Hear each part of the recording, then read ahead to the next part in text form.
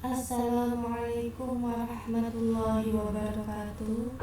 Apa kabar semuanya? Semoga kalian tetap semangat untuk mengikuti daring hari ini. Bab yang akan kita bahas hari ini adalah tentang teks eksposisi. Kita akan membahas tentang pengertian, ciri-ciri, pola pengembangan, dan perbedaan kalimat fakta dan opini. Mari langsung saja kita bahas dari pengertian dulu. Apa itu teks eksposisi? Teks eksposisi adalah teks yang menginformasikan suatu pokok pikiran dengan tujuan untuk memperluas pengetahuan pembaca. Ingat ya, pokok pikiran, jadi ada topik yang akan dibicarakan, memberikan informasi untuk memberikan wawasan kepada pembaca. Jadi sifatnya menginformasikan saja, tidak mempengaruhi atau meyakinkan pembaca, tetapi memberikan informasi saja untuk memberikan wawasan kepada pembaca. Ciri-cirinya, ciri-ciri teks eksposisi ini ada 4. Yang pertama, teks bersifat non-fiksi. Kalau fiksi itu adalah cerita khayalan seperti novel, cerpen, dan lain sebagainya. Sedangkan teks eksposisi ini sifatnya nyata, informasi yang sebenarnya. Jadi tidak ada khayalan apapun karena non-fiksinya, karena nyata. Kayak seperti apa buku non-fiksi? Seperti buku paket, ensiklopedi juga bisa, kamus, atau koran non-fiksi. Yang kedua, gaya bahasa bersifat informatif seperti pengertian tadi. Karena sifatnya informatif, jadi bahasanya tidak puitis seperti non-fiksi ya. Sifatnya informatif, otomatis bahasanya menggunakan bahasa formal ya, baku, tidak berhayal-hayal, tidak puitis atau apapun. Yang ketiga, tulisan tidak berusaha untuk mempengaruhi pembaca karena memberikan informasi, jadi tidak ada kalimat ajakan atau apapun, jadi sifatnya memberikan informasi saja. Ada fakta-fakta dalam teks yang digunakan sebagai alat perwujudan. Jadi teks eksposisi ini ditunjukkan bukti fakta-fakta yang memberikan teks yang informasi, jadi ada fakta-faktanya juga. Ini adalah ciri-ciri teks eksposisi. Sedangkan jenis-jenis teks eksposisi ini ada sifatnya pola pengembangan. Ada 6. Apa aja itu? 1. Pola definisi. Kalau definisi adalah sifatnya memberikan ada istilah, jadi ada penjelasan pengertian ya, definisi. Pola definisi, pola yang berisi istilah yang hendak dibahas di dalam paragraf eksposisi. Jadi ada istilahnya kita bahas dari segi pengertian. Nah, ini ada contoh. Menurut Kamus Bahasa Indonesia, pidato merupakan pengungkapan, jadi kurang N dan G ya. Pengungkapan pikiran dalam bentuk kata-kata yang ditujukan kepada banyak orang. Jadi istilahnya ini pidato merupakan, berarti sifatnya definisi ya, ini pengungkapan. Selain itu, pidato juga didefinisikan. Nah, ini sesuai dengan nama polanya. Sebagai wacana yang disiapkan untuk diucapkan di depan halayak umum. Dari contohnya saja sudah kita pahami apa itu pola definisinya. Yang kedua, pola proses. Pola proses Jadi kalau namanya proses berarti ada tindakan atau langkah-langkah. Kalau di kelas 7 di semester 1, kalau kalian ingat, ada materi teks prosedur. Ingat tidak? Apa itu teks prosedur? Nah, kalau saya ingatkan kembali, teks prosedur itu teks yang berisi langkah-langkah atau tindakan untuk menghasilkan sesuatu yang diinginkan. Nah, jadi persis kayak pola proses, bukan persis nama lainnya ya. Teks prosedur nama lainnya itu adalah teks eksposisi pola proses. Apa itu pola proses? Pola yang berisi tentang proses. Nah, ini membuat proses untuk membuat atau menjalankan sesuatu. Jadi langkah-langkah ini. Nah, contohnya ada cara yang harus diikuti. Nah, cara ini sudah kelihatan pola proses ya. Cara itu adalah tindakan atau langkah-langkah. Diikuti saat hendak menyajikan teh hangat yang manis. Pertama, nah ini ada langkahnya.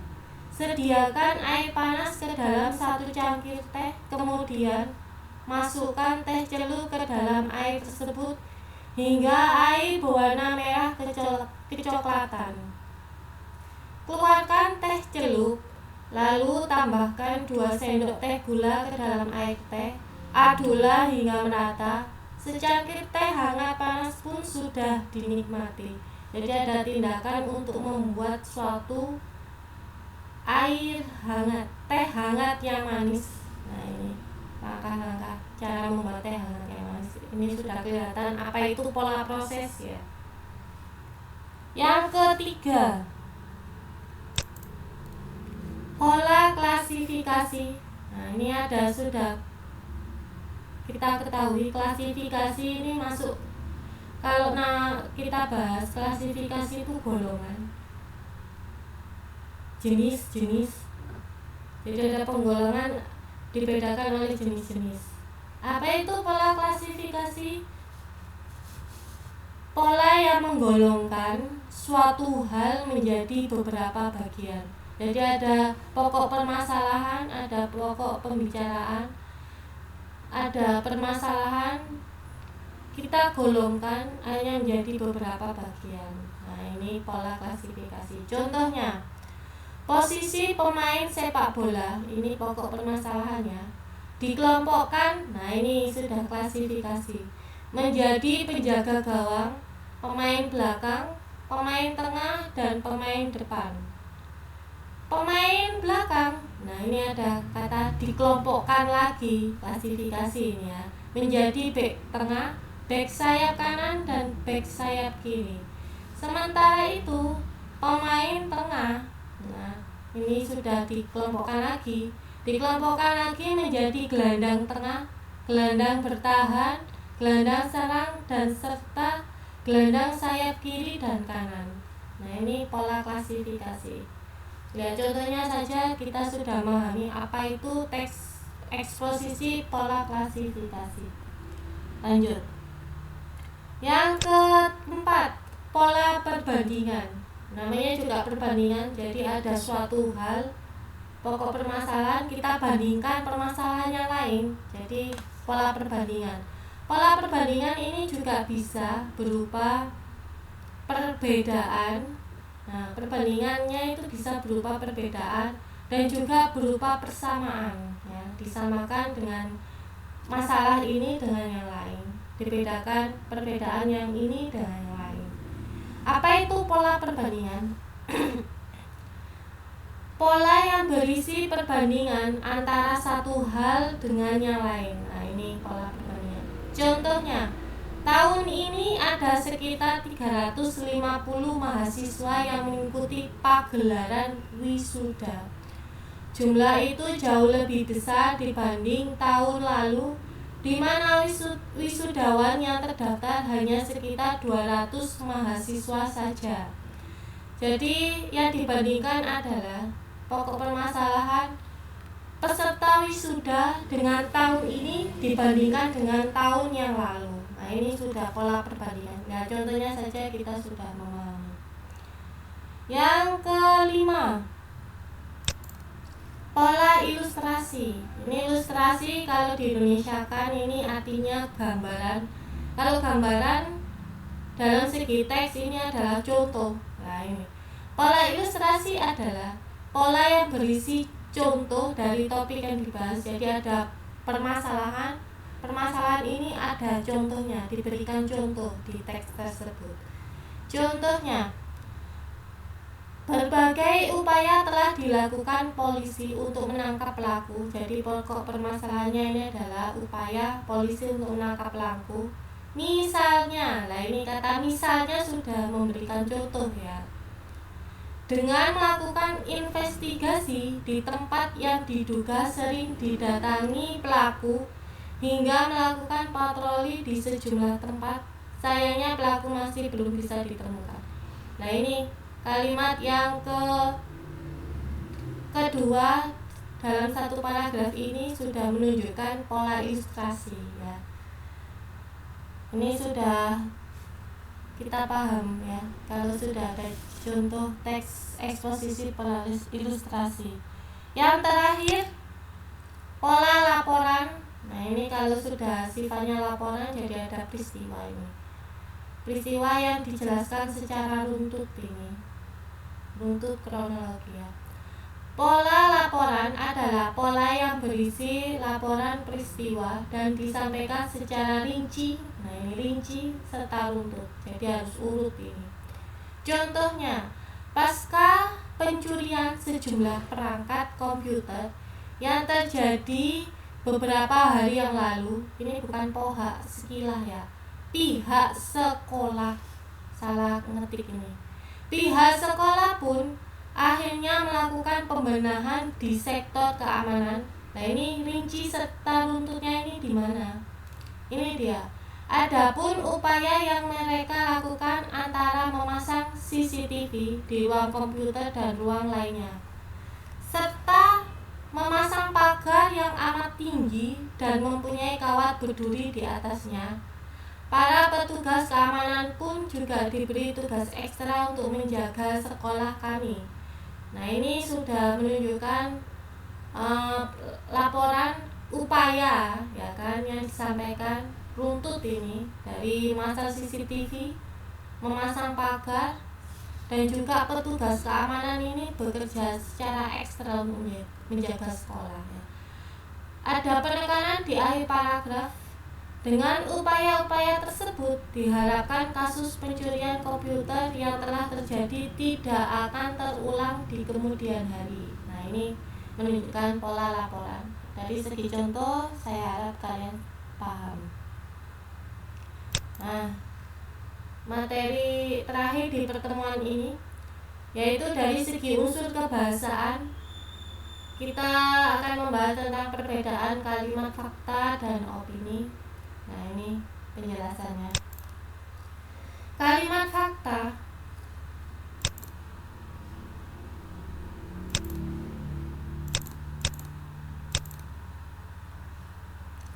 Kalimat fakta dan opini adalah dua buah kalimat yang saling bertolak belakang. Nah, kok bisa sih? Fakta, kalau kita membahas antonim lawan kata, antonimnya fakta itu opini. Nah ini kok bisa? Nah ini ada pengertiannya. Kalimat fakta adalah kalimat yang menyatakan peristiwa yang telah terbukti kebenarannya. Jadi ada peristiwa, tapi ada bukti yang mendukung peristiwa tersebut. Nah ini fakta ini. Sebaliknya kalimat opini, kalimat yang berisi pendapat. Nah kalau kita bahas pendapat jadi sifatnya gosip ya. Ini berarti belum benar-benar terjadi pendapat yang diutarakan. Gagasan, ide ini gagasan, memberikan ide. Kritik, memberikan kritik. Maupun saran dari seseorang yang perlu dibuktikan kebenarannya. Jadi belum benar terjadi pendapat yang diutarakan itu, makanya disebut opini ya. Kalau dari segi berita, kalau insert, nah ini jenisnya beritanya berupa opini, jadi belum benar-benar nyata apa yang diberitakan. Perbedaannya adalah ini ada kalimat fakta, kalimat opini. Kalau kalimat fakta dapat dibuktikan, nah ini biasanya di paragraf yang ada faktanya ini bisa berupa data, angka, ya, kayak tabel. Jadi ada penelitian berupa tabel. Juga ada gambar atau foto, ada video juga ada. Dan ada narasumber, jadi ada saksi di sini. Jadi kalimat fakta ini dapat dibuktikan. Sedangkan kalimat opini belum terbukti, biasanya berupa perkiraan ya, ramalan cuaca. Nah ini contoh belum terbukti ini. Kalimat fakta bisa berupa objektif. Objektif ini sifatnya tidak memihak. Jadi kalau peristiwa itu memang itu terjadi, ya tidak memihak manapun. Kalau memang ini yang salah ya ini yang salah, karena memang fakta ini ada buktinya. Jadi sifatnya objektif, tidak memihak manapun. Sedangkan kalimat opini subjektif, jadi berupa pemikirannya sendiri ya, perasaannya. Jadi kalau sifatnya ini memihak, kalimat opini ini. Yang ketiga, memiliki data yang akurat. Nah ini sudah saya jelaskan di perbedaan dapat dibuktikan data yang akurat bisa berupa tabel, grafik, berupa gambar atau foto, juga berupa video, dan yang terakhir bisa berupa narasumber ya. Sedangkan kalimat opini tidak didukung oleh data manapun ya. Contohnya ini di ini kotak terakhir ini. Bertanam secara hidroponik dapat menghasilkan tanaman yang lebih sehat dan hemat. Nah hidroponik, kalau kalian tahu, hidroponik itu tanaman yang tanpa menggunakan tanah liat, tapi menggunakan seperti serabut, serabut kelapa untuk pengganti. Kayu-kayu juga bisa.